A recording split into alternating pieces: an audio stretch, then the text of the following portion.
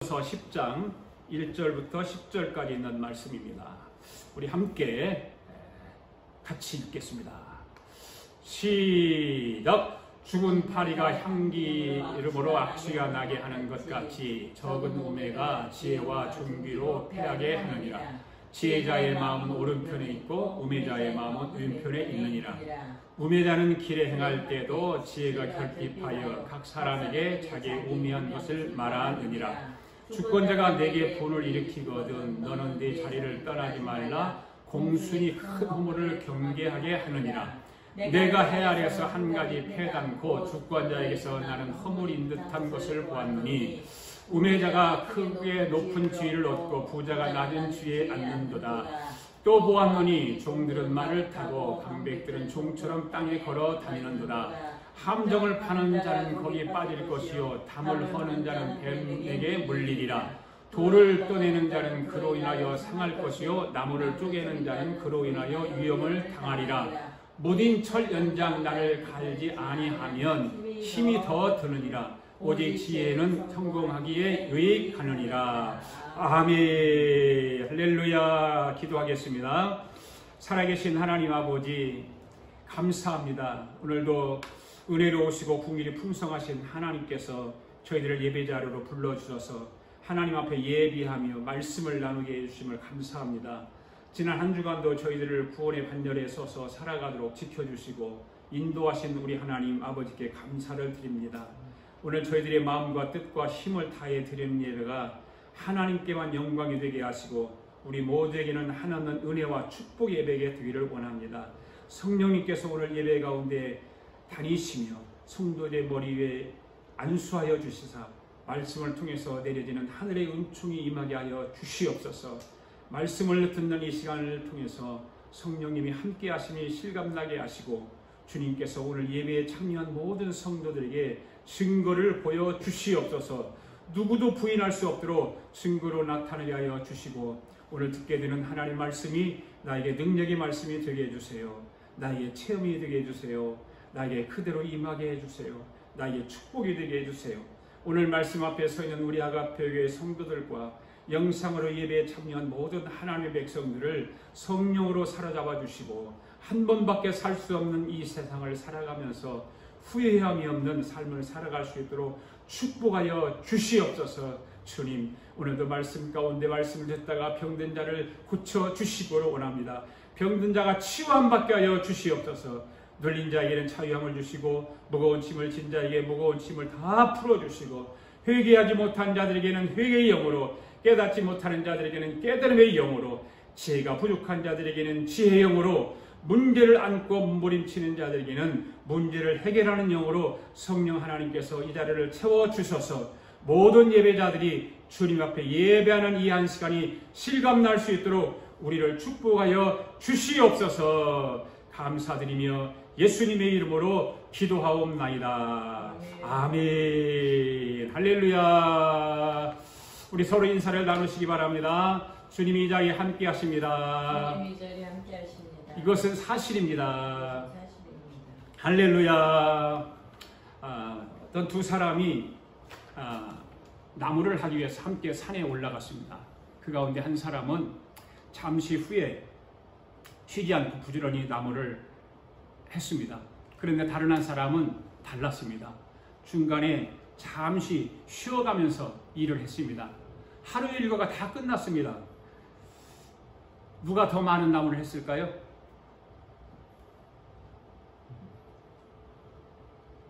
뜻밖에도 중간에 쉬어가면서 일한 사람이 더 나무를 많이 베게 된 것입니다.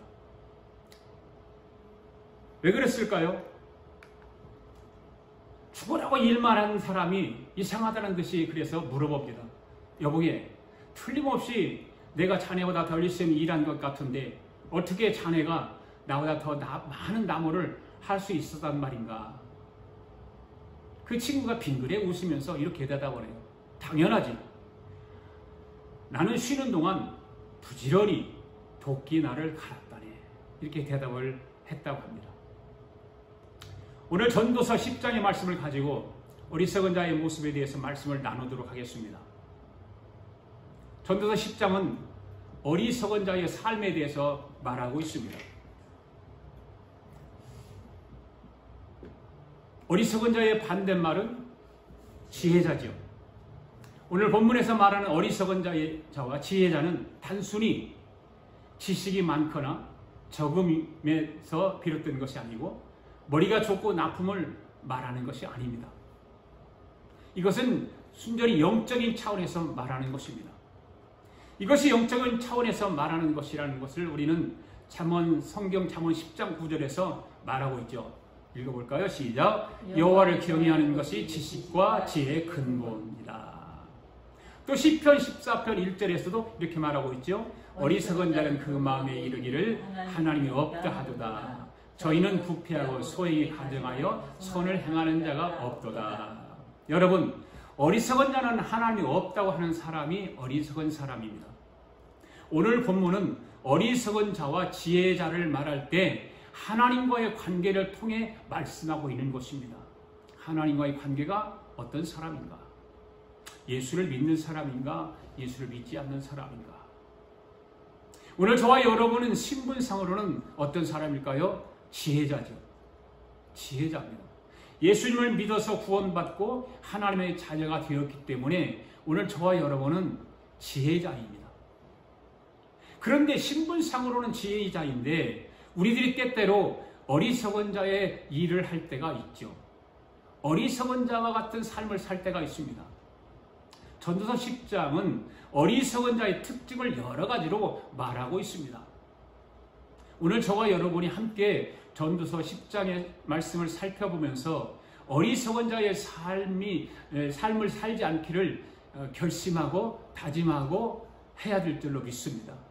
지혜자가 어리석은 자의 삶을 살 때 비극이 되는 거죠. 그렇잖아요. 우리는 반드시 지혜자인데 지혜자인 오늘 저와 여러분이 어리석은 삶을 산다고 하는 것은 그 삶 자체가 비극인 것입니다. 그리고 어려움을 당하게 되는 것입니다. 오늘부터 지혜자로서 지혜자의 삶을 배워 지혜자의 삶을 살아갈 수 있기를 바랍니다. 할렐루야. 저는 오늘 말씀을 준비하면서 나 자신에 대해서도 어리석은 자의 삶을 살 때가 많았다고 하는 것을 되돌아 보았습니다. 또 발견하게 되었습니다. 참으로 어리석은 삶을 살았구나. 지혜자임에도 불구하고 지혜자로 살아가야 됨에도 불구하고 어리석은 자로서 많은 삶을 살았구나 라고 돌아보면서 깨닫고 회개하며 말씀을 준비했던 것입니다. 오늘 저와 여러분들이 말씀을 들으면서 어리석음이 발견되면 즉시 고쳐나갈 수 있게 되기를 바랍니다. 고쳐나갈 때 우리에게 하나님의 말씀은 큰 축복이 되는 것입니다. 아멘. 네. 1절 말씀을 다시 한번 보시기 바랍니다. 1절 말씀 보겠습니다. 시작.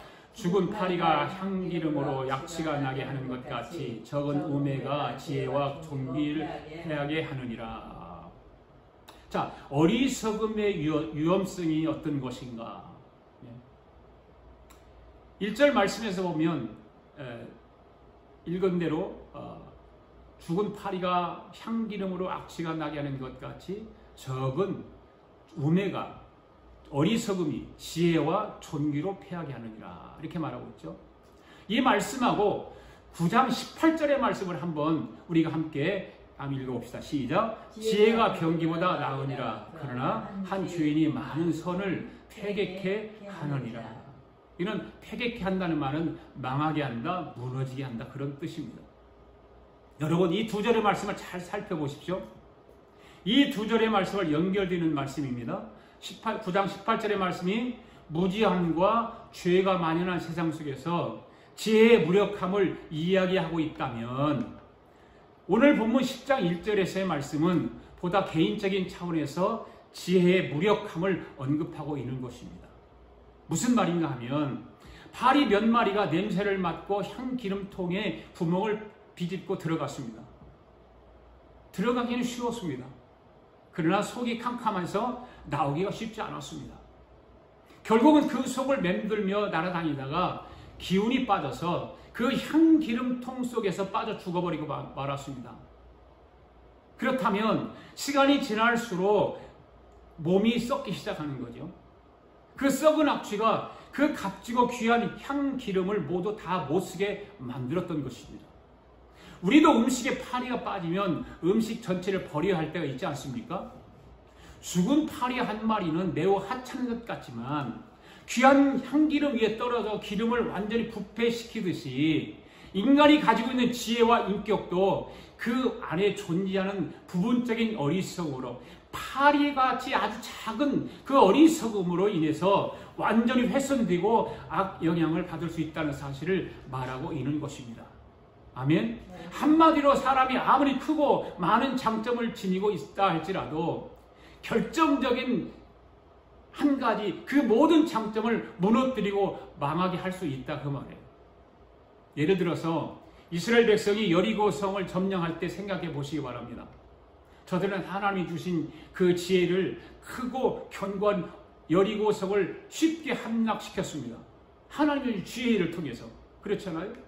그래서 이스라엘 백성들은 주변에 있는 무족속 가운데서 존귀를 받게 되었습니다. 그런데 이스라엘 백성 가운데 죽은 파리 한 마리가 있었습니다. 누구였을까요? 아간이라고 하는 사람입니다. 그는 어리석은 사람입니다.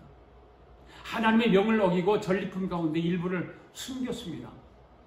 많은 것도 아니었어요. 적은 전리품을 자기가 차지하겠다고 훔쳐서 숨긴 것입니다. 어떻게 되었습니까? 이스라엘 백성이 아이성과 전투를 할 때는 감당이 서늘할 정도로 패하고 말았던 거예요. 그 한 가지 때문에. 말하자면 아간이라고 하는 적은 어리석음 때문에 이스라엘 전체의 지혜와 존귀가 패해버리고 만 거라고 말해요. 개인적인 삶도 마찬가지예요, 여러분. 한순간 잘못해서 실수하고 어리석은 일을 저지르게 되면 그동안 쌓아 올렸던 모든 수고가 다 수포로 돌아가고 마는 것입니다. 개인적인 일뿐만 아니라 교회도 마찬가지입니다. 교회 안에 어리석은 음행한 자로 인해서 교회 전체의 순결과 거룩성이 다 더럽혀지고 훼손된다는 사실도 알아야 되는 것입니다. 작은 파리 한 마리 때문에. 그 어리석음 때문에 따라서 우리는 언제나 죽은 파리가 향기름으로 악취가 나게 할 수 있고 적은 어리석음이 지혜와 존귀로 패하게 할 수 있다는 사실을 생각하면서 언제나 우리는 지혜자로서 어리석음을 멀리해야 될 줄로 믿습니다. 그러면 사람이 왜 자꾸 어리석음을 일을 하게 됩니까? 그 이유가 어디에 나올까요? 2절 말씀에 나옵니다. 시작! 지혜자의 마음은 오른편에 있고 우매자의 마음은 왼편에 있느니라. 무슨 말씀입니까? 여러분 오른손 한번 가슴에 한번 대보시기 바랍니다. 가슴에 대보면 두근두근 합니까? 어떠세요? 두근두근 느끼세요? 나이가 많이 들으면 이것도 약해서 느끼지 못할 때가 많아요. 네. 제가 말씀을 준비하면서 오른손을 가슴에 대고 한참 해봤어요. 여기도 안에도 대보고 여기도 대보고 그냥 두근두근 하는 거 느끼지가 않아요. 나이가 들어서 그런가 같아요. 젊었을 때는 심장 박동이 팍팍팍 힘이 세서 센데 나이가 들으니까 심장 박동이 약해지는 것 같아요. 두근두근 하는 것이 별로 느껴지지가 않아요. 여러분 심장이 비교적 오른쪽에 위치해 있는 사람은 지혜로운 사람이고 반면에 심장이 왼쪽에 있는 사람은 어리석은 사람이다라는 그런 뜻이 아니에요. 네. 오른편 왼편이라고 하는 것은 상징적인 것이잖아요. 성경에도 많은 이야기들이 나와요. 오른편 왼편. 특히 대표적인 예로 마태복음 25장이면 양과 염소의 비유가 나오지 않습니까? 예수님이 다시 오실 때 양들을 오른편에 둔다고 그랬어요? 오른편에 둔다고 그랬어요. 그리고 왼편에는 염소를 두신다고 그랬어요. 오른편에 있는 양들은 누구를 말합니까? 네, 올바른 일을 한 믿음으로 살아갔던 의인들을 말하는 것입니다. 그런 의미에서 지혜자의 마음은 오른편에 있다고 한 것이죠. 내가 이 일을 하는 것이 바른 것인가? 이렇게 하면 하나님 기뻐하실까? 마음이 늘 거기에 있는 거예요. 예수님이라면 어떻게 생각하실까? 늘 마음이 거기에 있는 거예요. 어리석은 사람은 그런 것은 안중에도 없죠. 그저 나만 즐기면 되는 것입니다. 내 육신만 즐기면 되는 것입니다. 오늘 저와 여러분의 마음은 언제나 지혜자의 마음이 들 수 있기를 주의 이름으로 축복합니다. 할렐루야. 늘 오른편에 가 있는 저와 여러분의 마음이 되시기를 축원합니다. 아멘. 3절 말씀을 또 보겠습니다. 시작. 우매자는 길에 행할 때에도 지혜가 결핍하여 각 사람에게 자기의 우매한 것을 말하느니라. 길에는 수많은 사람들이 왕래를 하죠. 지혜로운 사람은 그 사람을 생각하면서 말 한마디라도 신중하게 합니다. 네. 여러분 친구들 사이에서도 많은 사람들이 함께 모였을 때도 지혜로운 사람은 신중하게 말을 하죠. 자, 주위를 여러분 돌아보십시오. 신중하게 말하는 사람들은요, 지혜로운 사람이에요. 말 한마디라도 아름답게 만들어내기 위해서 먼저 침묵할 줄 아는 지혜가 있는 것입니다. 그런 지혜를 가져야 되는 것입니다. 그런데 어리석은 사람은 그렇지 않습니다. 다른 사람들이 어떻게 생각하는지, 싫어하는지, 좋아하는지 그런 것은 안중에도 없죠. 상관하지 않습니다. 막 떠드는 것입니다. 지혜롭지 못하기 때문에 그런 것이죠. 다른 사람이 어떻게 생각하든 말든, 다른 사람이 뭐라고 하든 말든 그냥 떠드는 것입니다. 그래서 어리석은 자는 말 때문에 자기의 어리석음을 모든 사람에게 나타내는 거죠. 그러니까 말을 아껴야 하는 것입니다. 할렐루야. 여기서 우리는 말이란 그 사람 속에 품고 있는 생각을 겉으로 드러내는 것이라는 것을 내가 어느 설교 시간에도 말씀을 드렸죠. 말이라고 하는 것은 내 속에 있는 것이 말로 나오는 거예요. 내가 무슨 생각을 하고 있는가, 내가 무엇을 상상하고 있는가, 바로 그런 것이죠. 그 말을 통해서 그 사람의 성품과 그 사람의 인격을 볼 수 있는 것입니다. 그 말은 참 지혜롭게 해야 되는 것입니다. 말이 그만큼 중요하기 때문인 것입니다. 우리는 믿음의 말을 할 줄 알아야 됩니다. 할렐루야.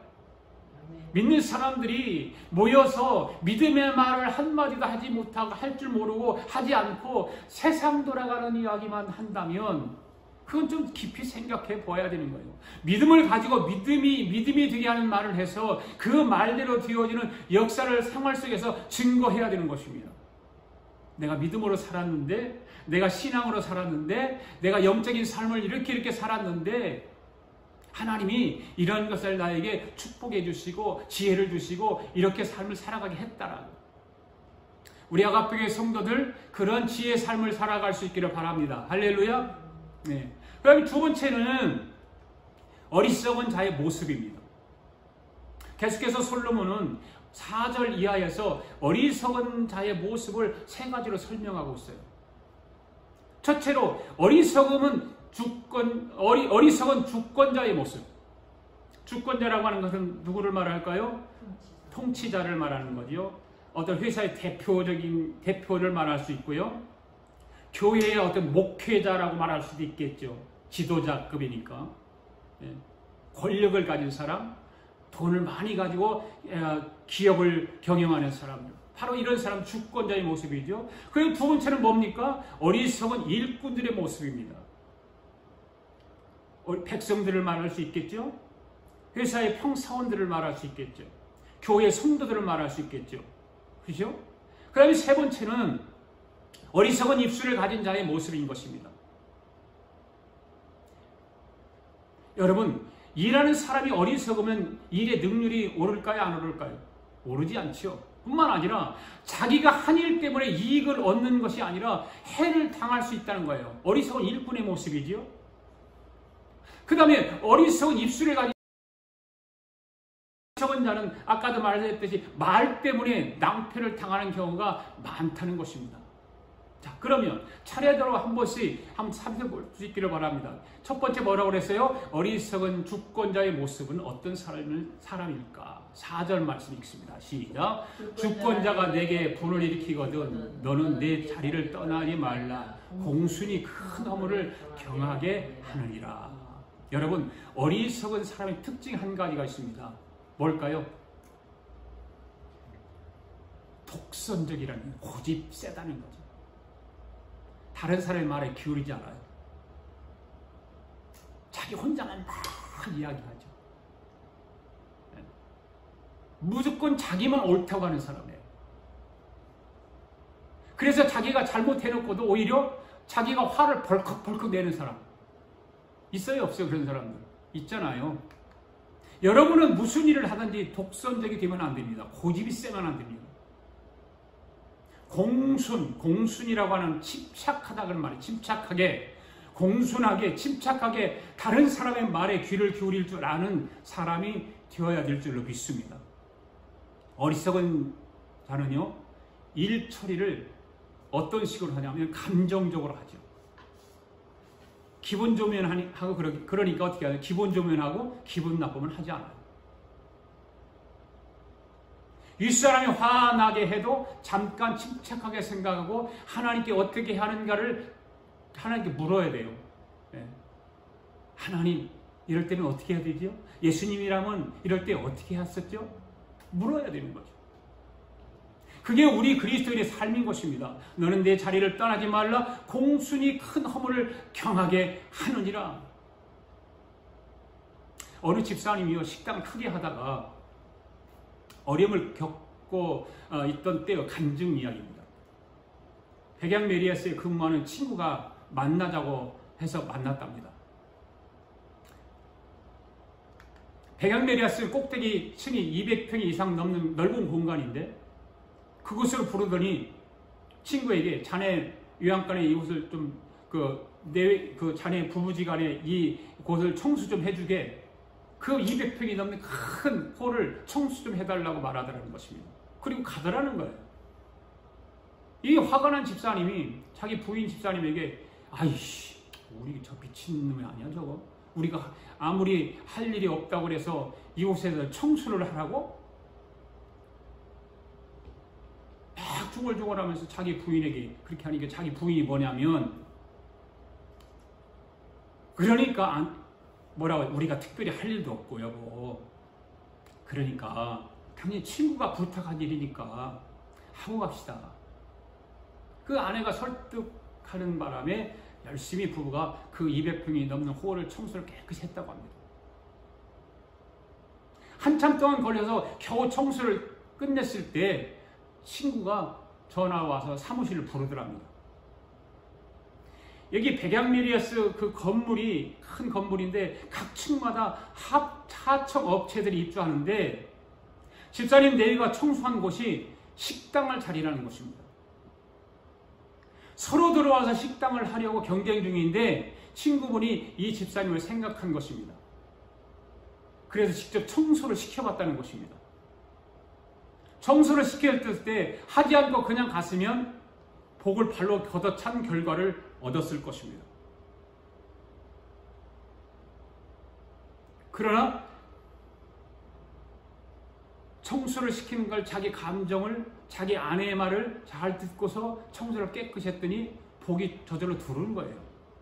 감정이나 기분으로 일을 처리하면서 하나님이 우리에게 어떤 복을 주려고 할 때 쳐버리는 경우가 참 많이 있잖아요. 그래 이분이 그 200평이 넘는 그 식당을 자리 이분에게 식당을 하도록 허락했다는 거지. 오늘 본문의 말씀은 주권자로부터 우리가 부당한 대우를 받거든 자리를 지키면서 생각해 보라, 그 말입니다. 특별히 우리 그리스도인들은 어떤 중요한 결정을 내릴 때 성령의 인도하심을 받아야 하는 줄로 믿습니다. 내 생각, 내 감정으로 처리하는 것이 아니라 성령님께서 내 안에 계시니까 성령님이 뭐라고 하시는가? 분노의 감정을 가지고 내리는 판단은 가장 어리석은 결정이 될 수밖에 없습니다. 우리도 화가 났을 때 감정 그대로 다 결정을 내렸다면 한 번씩은 부부지간에 이혼하지 않았을까요? 80이 넘은 노인들이 싸우는 것을 보았는데 서로 이혼하자고 소리치는 것이었어요. 80이 넘은 노인들이 싸우면서 우리 이혼하자. 화가 나는 대로 결정했다면 저도 몇 번 이혼했을 것입니다. 여러분, 동물과 인간이 다른 것이 무엇일까요? 동물은 이성이 없습니다. 영이 없습니다. 그 안에. 감정대로 그래서 처리합니다. 화가 나면 물어뜯고, 자고 싶으면 자고, 먹고 싶으면 잡아먹고. 그러나 인간에게는 이성이 있기 때문에 화가 나도 참고 싶어도 하지 않는 것입니다. 할렐루야. 그런데 인간이 감정을 다스리지 못하고 감정대로 일을 처리한다면 무엇과도 똑같을까요? 짐승과 똑같은 거예요. 동물과 똑같은 거예요. 결혼하지 않은 처녀 총각들도 마찬가지입니다. 서로가 좋아할 때는 이성을 잃어버립니다. 그럴 때는 정신이 바로 바뀐 어른들에게 결정을 해달라고 하는 게 좋습니다. 물어봐야 되는 것이고 도움을 청해야 되는 것이고 그렇습니다. 그와 같이 그리스도인들은 어떤 사람들인가? 육신적인 감정으로 일을 처리하지 않고 하나님의 뜻을 따라 성령의 인도로 처리하는 사람입니다. 할렐루야. 로마서 8장 14절에서 뭐라고 말하고 있습니까? 시작. 무릇 하나님의 영으로 인도를 받는 그들은 곧 하나님의 아들이라. 아멘. 하나님의 영으로 인도함을 받는 사람이 하나님의 자녀라 그 말입니다. 할렐루야. 여러분들이 저와 여러분이 하나님의 자녀들이라면 하나님의 영으로 인도를 받는 자들이라면 바로 저와 여러분은 하나님의 자녀들입니다. 여러분 기분 따라 일을 처리하지 않기를 바랍니다. 잠깐 머물러서 성령의 인도를 받으시기를 바랍니다. 숨 한번 크게 들이켜쉬고 화가 났을 때 화난 그 감정대로 일을 처리하면 다 실패합니다. 누구든지 어떤 일이든지. 그러나 우리는 지혜자로서 예수 그리스도를 믿는 지혜자로서 살아갈 때 잠깐 머물러서 내 안에 계시는 성령님을 통해서 인도를 받고 들어야 되는 것입니다. 어떻게 하는 것이 주님의 뜻일까요? 성령님이 인도해 주세요. 성령님 도와주세요. 기도하면서 성령의 인도를 받기를 바랍니다. 성령께서 여러분들에게 뭐라고 말씀하시는지 들어보시기 바랍니다. 잠깐 멈추면 성령의 음성을 들을 수 있습니다. 잠깐 그 화를 잘 조금 누그러뜨리고 성령을 바라보고 성령님을 생각하고 예수님을 생각하면 성령의 음성이 분명히 들립니다. 그 대부분의 사람들은 그 음성을 듣지 않으려고 합니다. 자기 감정대로 처리합니다. 화난 감정 그대로 가지고 가려고 합니다. 우리 아가페의 성도들은 그런 사람들이 한 사람도 없기를 바랍니다. 성령의 음성에 민감할 수 있기를 바랍니다. 성령의 음성을 들을 수 있기를 바랍니다. 할렐루야. 그 다음에 5절 6절 말씀 보겠습니다. 시작. 내가 해아래 산갈이 패단고 주권자에게 나는 허물인 듯한 것을 보았노니 우매자가 크게 높은 지위를 얻고 부자가 낮은 지위에 있는도다. 아멘. 어리석은 자가 오히려 높은 지위를 갖고 부자가 높은 지위를 가졌습니다. 여러분 전도서에서 말하는 부자의 의미는 우리가 이해하는 것과 조금 다르지요. 우리가 생각하는 부자는 돈 많은 사람이잖아요. 그렇죠? 그러나 본문에서 전도서에서 이야기하는 재물을 아무리 많이 가져도 그 재물을 관리할 만한 능력이 없으면 그를 부자라고 말하지 않는 거예요. 전도서에서 부자는 재물과 더불어서 그 재물을 관리할 수 있는 능력을 가진 사람을 말하는 거예요. 할렐루야. 돈 한 푼 쓸 줄 모르는 자린고비 같은 사람을 오늘 본문은 부자라고 말하지 않습니다. 본문에서 감당할 능력을 갖지 못한 경우는 어리석은 자라는 거죠. 아무리 가진 것이 많아도 그걸 감당할 능력이 없으면 어리석은 사람이에요. 돈 한 푼 쓸 줄 모르고 자린고비 같은 그런 사람들은 어리석은 사람이에요. 우리 주위에도 그런 사람들이 있지 않습니까? 갑자기 부자가 되면 사람이 정신을 못 차리죠. 제가 미국에 오기 전에 목동에서 살았던 적이 있습니다. 그곳에 옛날에 농사를 짓던 논바닥이었어요. 논바닥. 그래서 그곳에 그 주변에 있는 동네가 비가 오면 장화가 없으면 살지 못하는 마을이었어요. 그런데 그곳에 재개발이 되어서 아파트가 들어섰습니다. 거기에 살던 사람들이 땅만 가지고 살던 사람, 농사만 짓고 살던 사람인데 그들이 졸지에 부자가 되었습니다. 돈이 없던 사람이 주체할 수 없을 만큼 돈이 버니까 우리 가관인 사람들이 얼마나 많은지 몰라요. 걸어다니는 모습도 달라요. 거드름 피고 다니는 거죠. 목에 힘을 다 주고. 여러분, 재물을 감당할 능력이 없는 자가 재물을 가지면 어리석음이 나타나게 돼 있어요.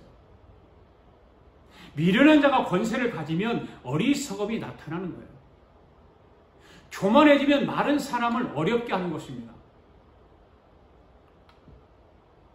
7절도 마찬가지입니다. 시작. 또 보았노니 종들은 말을 타고 방백들은 종처럼 땅에 걸어 다니는도다. 우리나라 북한이 그러잖아요. 3대 세습을 통해서 집권을 하잖아요. 공산당이 집권하잖아요. 공산당이 집권하면 옛날에 우리나라가 6.25 현장이 일어나기 전에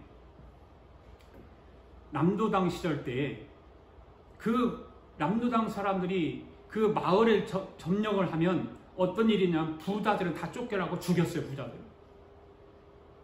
지주들이죠. 지주들을 다 쫓아내고 죽였습니다. 그리고 머슴들, 어리석은 사람들이 군수도 하고 면장도 하고 동장도 했습니다. 그 나라가 제대로 되겠습니까? 지금 이제 그 이천 교수, 국정원에서 27년에 근무했던 교육했던 이천 교수의 말을 의하면 지금 마을마다 마을 공동체를 만들어서 이 옛날에 남루당 시절 그 시절로 다시 끌고 가려고 하는 조직을 하고 있다는 거죠. 네, 어마어마한 이야기입니다. 그렇게 되면 부자들은 다 또 쫓겨납니다. 똑같은 시대가 옵니다. 돈 많은 사람은 죽임을 당하고 그리고 어리석은 머슴들 이런 사람들이 군수하고 면장도 하고 동장도 하게 됩니다. 나라가 개판이 되는 거죠. 여러분, 사회가 건전하려면 각자가 자기 능력에 맞는 대우를 받아야 하는 것입니다. 아멘. 그런데 공산주의자들은 어떻게 합니까? 똑같아야 된다. 부자든 가난한 사람이든 노동자든 기업주든 똑같아야 된다고. 부르짖고 있잖아. 민노총 같은 데서는 지금. 그러면서 그렇게 주장하는 자기들을 배부르고 잘 있고 좋은 자리에 앉아서 떵떵거리며 살아요. 여러분, 한번 생각해 보시기 바랍니다. 종들이 말을 타고 다니고 방백들이 종처럼 땅에 걸어 다니는 사회가 된다면 그 사회가 제대로 되겠습니까? 구약시대에 대표적인 예가 솔로몬의 아들 르호보암 때 그랬습니다. 르호보암은 어리석었습니다. 그래서 나이든 사람들의 권면을 받아들이지 않고 자기와 함께 자라던 젊은 사람들의 말을 들었습니다. 그것이 무엇입니까? 종들은 말을 타고 방백들은 종처럼 땅에 걸어다니게 한 거예요. 얼마나 어리석은 거예요. 그러니까 나라가 제대로 되겠습니까? 결국 어떻게 되었습니까? 르호보암 때 나라가 쪼개지지 않았습니까? 12지파 가운데 10지파를 빼앗아가 버리죠. 여러분, 오늘날 우리가 자유민주주의와 자유시장 경제라는 말의 기본적인 의미는 무엇일까요? 곧 뿌린 만큼 거두고 노력한 만큼 얻을 수 있는 것이 바로 자유시장 경제의 가치인 것입니다. 자신이 한 일에 대해서 그 상관한 대가를 받게 하는 것이 또한 자유민주주의인 것입니다. 인류의 수천 년 역사 속에서 그토록 이루고자 한 것이 바로 자유민주주의이며 오늘날에도 이런 자유민주주의와 자유시장 경제의 구현을 위해서 수많은 사람들이 노력하고 있는 것입니다. 그럼에도 불구하고 우리 대한민국에 주사파들이 많잖아요. 즉 주사파들은 뿌리지 않은 데서 거두며 땀 흘리지 않고 얻으려는 사람들을 넘쳐나고 있다는 거죠. 놀고 먹고 있다가 정권을 잡으니까 온통 거지, 술수, 강도지, 별짓을 다해서 자기들을 다 챙겨가고 있고, 지금 대통령이 그 일을 처리하기에 얼마나 고민이 많겠어요. 그걸 어떻게 이렇게도 할 수 없고 저렇게도 할 수 없고.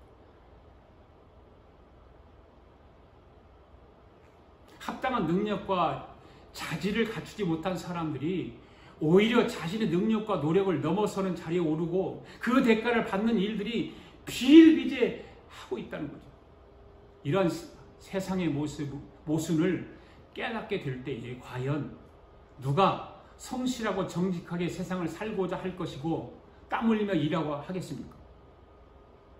사도 바울은요, 이에 대해서 구원받은 성도라면 뭐라고 그랬어요? 이 세대를 본받지 말고 오직 하나님의 선하시고 기뻐하시고 온전하신 뜻을 분별하고 그것을 따라갈 것을 교훈하면서, 이런 삶의 가장 대표적인 예로 로마서 12장 3절의 말씀을 우리에게 주고 있잖아요. 시작. 마땅히 생각할 그 이상의 생각을 품지 말고 오직 하나님께서 각 사람에게 나눠주신 믿음의 분량대로 지혜롭게 생각하라. 아멘.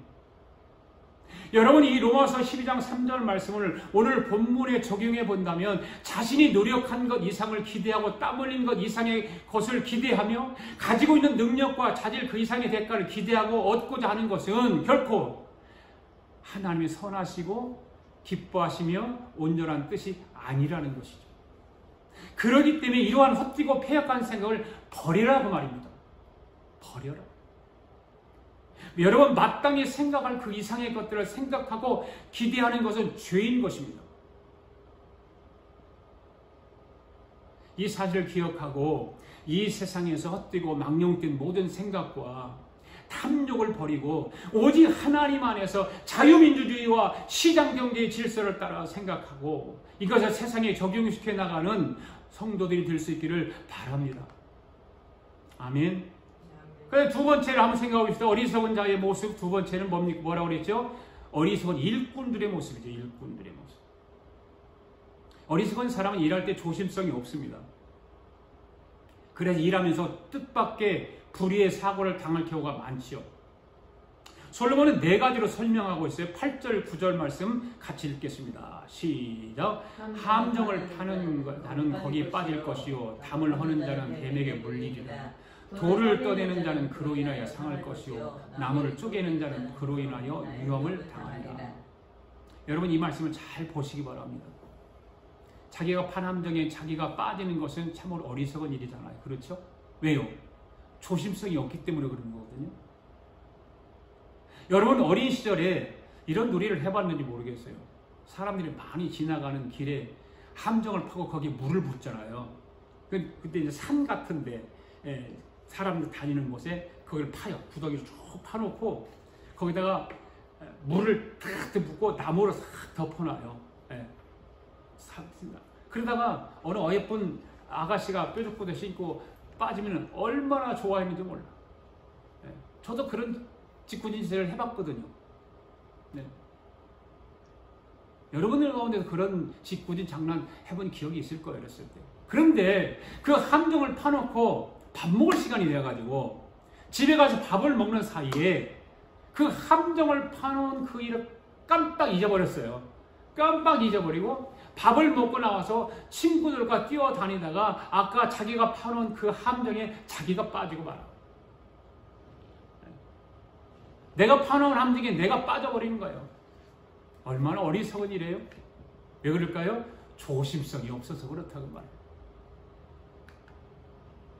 9절로 보면 솔로몬은 뭐라고 말하고 있습니까? 돌을 떠내는 자는 그로 인하여 상할 것이요 나무를 쪼개는 자는 그로 인하여 위험을 당하리라 이렇게 말하고 있지 않습니까? 돌을 떠내는 자, 나무를 쪼개는 자라고 하는 것은 뭐라고 채석공, 벌목공 이런 것을 지칭하는 말이잖아요. 지금도 마찬가지지만 당시 돌을 떠내고 나무를 쪼개는 작업은 그게 쉬운 일은 아니잖아요. 어려워, 힘들고 때로는 위험이 따르고 그렇습니다. 솔로몬은 이러한 2가지 직업을 예로 들면서 위험천만한 인생을 살아가는 인생을 향해서 항상 조심스럽고 지혜롭게 살아가야 할 것을 교훈하고 있는 말씀인 것입니다. 사실 인간이 가지는 가장 큰 약점 중 하나는 지난주에 말씀드렸나요? 앞일을 예측하지 못하는 거예요. 자기의 앞일을 예측하지 못하는 거예요. 이것이 뭐예요? 내 가장 약점 중에 하나 인간이 가요. 내 앞일을 알 수가 없잖아요. 만약 1시간 이후에 발생할 일들만 예측할 수 있다면 인생의 큰 위험은 다 피할 수 있을 거예요. 어렵지 않을 거예요. 그러나 그 누구도 잠깐 후에 닥칠 일도 예측하지 못하기에 불안한 거예요. 예측하지 못하니까 불안해요. 그리고 삶의 노심초사 그런 삶을 살아갈 수밖에 없는 거예요.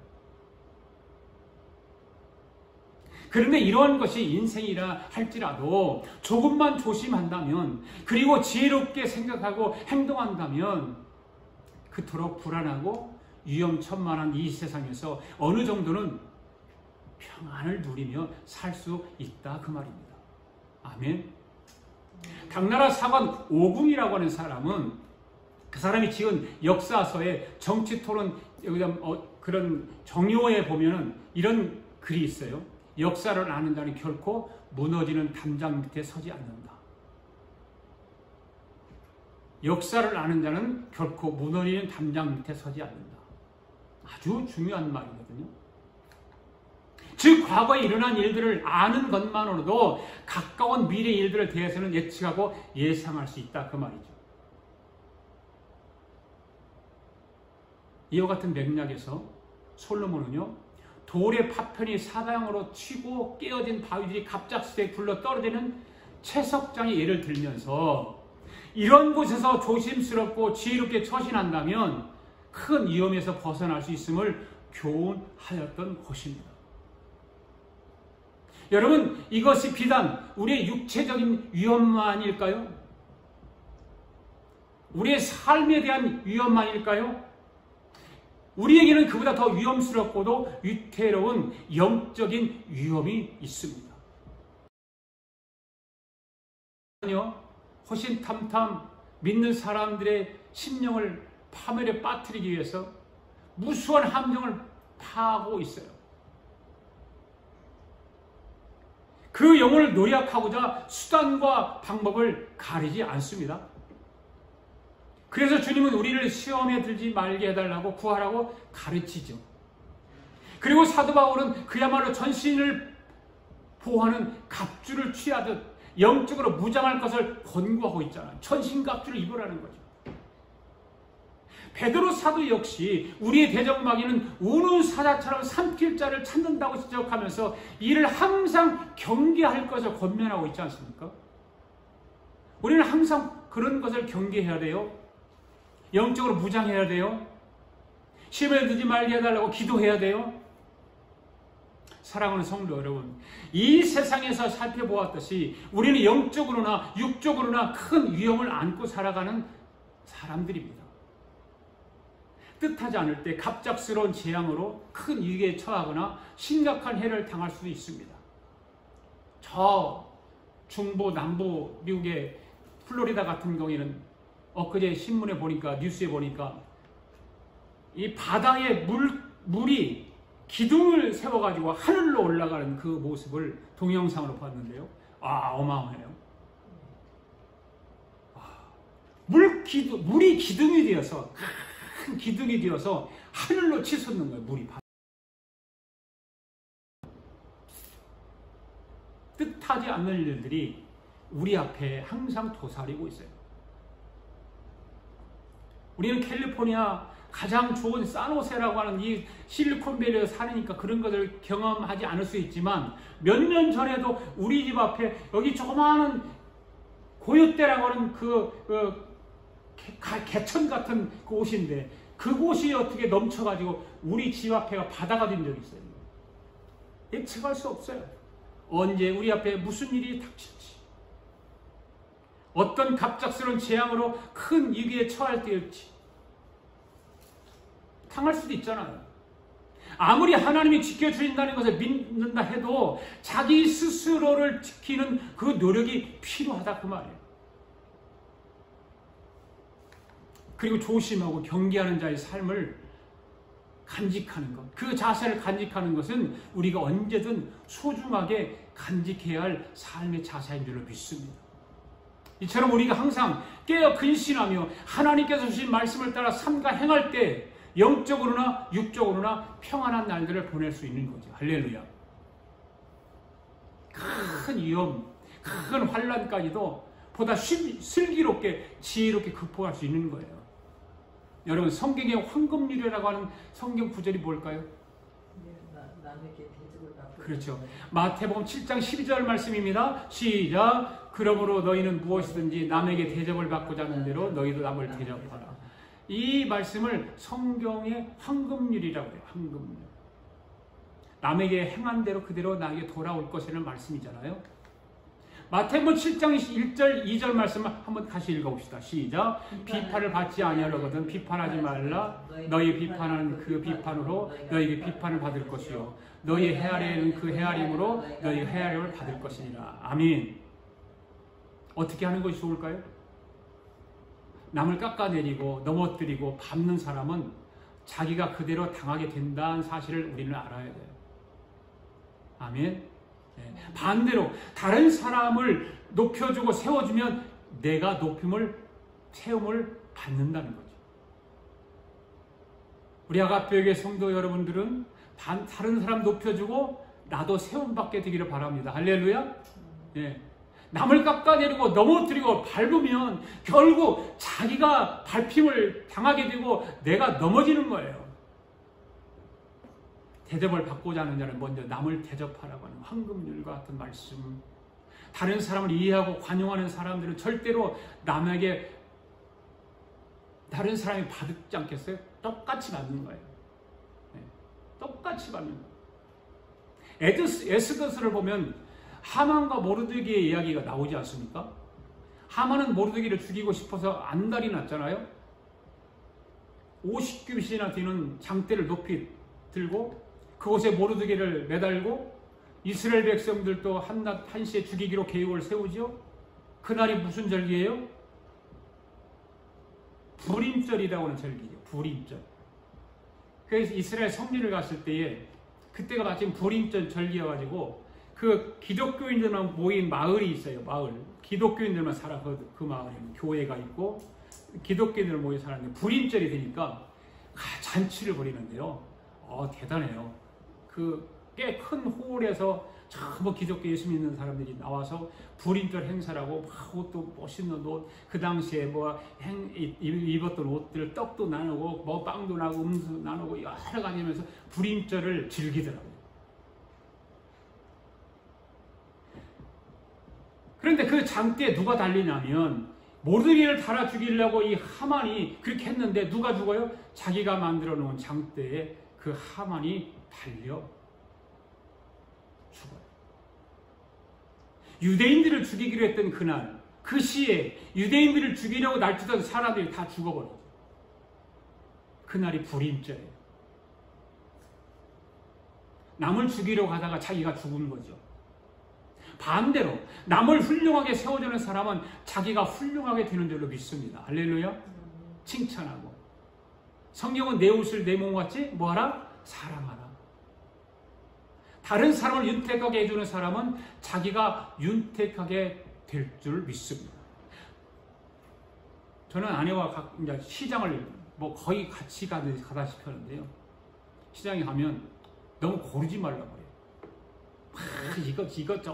이거 잡았다 저거 잡았다 놨다가 그런단 말이에요. 네. 수박을 사러 가도 그냥 대충 이렇게 사면 되는데 이거 골라 저거 골라 그런단 말이에요. 그러면 그냥 대충 골라 다 그거 똑같아 그것이 그거야 그럽니다. 여러분 그리고 어디 가서 물건을 사러 갈 때 너무 값을 깎지 마시기 바랍니다. 장사하는 사람들을 윤택하게 해주면 나도 윤택하게 되는 거예요. 할렐루야. 남을 윤택하게 해주면 주지 못하면서 내가 윤택하게 되려면 되겠습니까? 남을 윤택하게 해주지 못하니까 나도 각박하게 살 수 없는 그런 삶이잖아요. 네. 그 물건을 깎는다고 부자가 되나요? 부자 안 돼요. 똑같아요. 제값 주고 사나 깎으나 사람 심리가 그런 거지. 조금 싸게 샀다는 심리고 덤을 얻으면 덤을 좀 더 얻었다는 걸 심리지 그걸 더 얻었다고 해서 내가 더 배부른 것도 아니고 그걸 깎았다고 해서 그 돈을 통해서 내가 부자가 되는 거 아니에요. 옛날에 가난하게 살 때는 진짜 없었으니까 가난했으니까 깎았어요. 지금은 그렇게 안 깎아도 먹고 살만들 하잖아요. 다들. 그걸 깎아야만이 내가 살 수 있다 그러면 뭐 깎아야 되겠지만 안 깎아도 살 수 있잖아요. 여러분 후하게 대접하면 내가 후하게 되는 거예요. 할렐루야. 결론입니다. 여러분, 저와 여러분은 그리스도인들이지요? 그리스도인들은 지혜자들이라고 그랬습니다. 아멘? 우리가 구원받고 거듭나서 하나님의 자녀가 되면서부터 우리는 지혜자들입니다. 할렐루야? 지혜자로서 지혜자다운 삶을 살 때 그것이 복이 되고 행복한 삶을 살 수 있는 거예요. 지혜자로서 어리석은 삶을 산다면 갑절로 불행한 사람이에요. 예수 믿는 사람이 어리석은 삶을 살면 불행한 거예요. 예수 믿는 사람은 지혜자로 살아가는 거예요. 지혜자로서 우리도 가끔 나도 모르게 어리석은 삶을 살 때가 있잖아요. 그러나 곧바로 깨달은 자가 복 있는 사람이에요. 지혜자로서 어리석은 삶을 살았는데도 불구하고 깨닫지도 못하고 그 어리석음에 대해서 회개하지도 못하고 그걸 버리지도 못한단 말이에요. 오늘 여러분들에게 말씀드린 것을 기억하시면서 이 한 주간도 어리석은 자의 삶이 아닌 지혜자의 삶을 살아가는 저와 여러분이 되시기를 주님의 이름으로 축원합니다.